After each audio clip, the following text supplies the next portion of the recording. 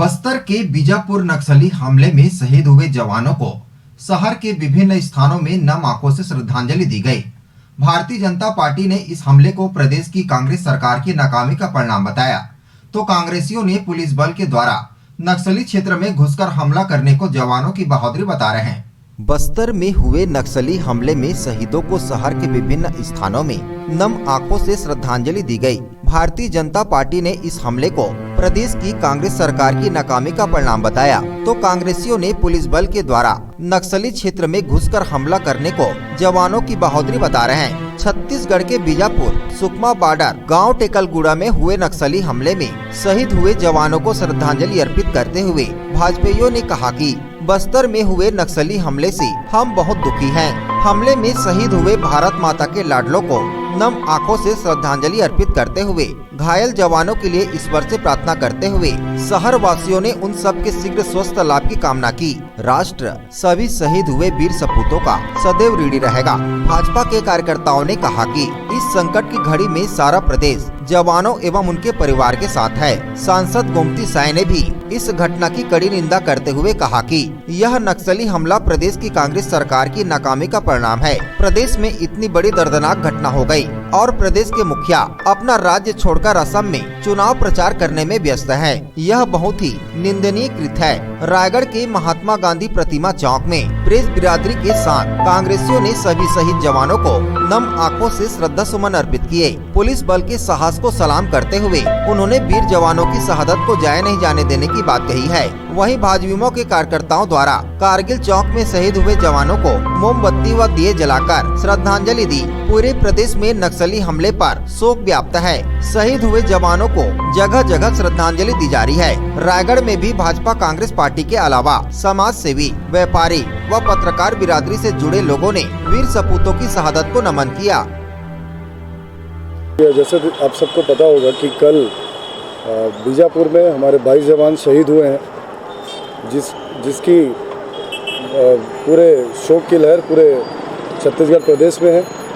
और उसी तत्वाधान पर युवा मोर्चा प्रदेश नेतृत्व का आह्वान था कि हर ब्लॉक स्तर में, जिला स्तर में, अलग अलग जगह पर युवा मोर्चा के कार्यकर्ता धारा 144 का ध्यान रखते हुए सीमित संख्या में जो है हर मंडलों में कार्यक्रम करेंगे, जिसमें शहीदों को श्रद्धांजलि दी जाएगी। आज ये दोनों जूट मिल मंडल और शहर मंडल दोनों मंडल अध्यक्ष द्वारा एक द्वय रूप से कार्यक्रम रखा गया था, जो कि कारगिल चौक, शहीद चौक और हेमू कलानी चौक में शहीदों को एकत्रित होकर नमन किया गया, दीप प्रज्वलित करके।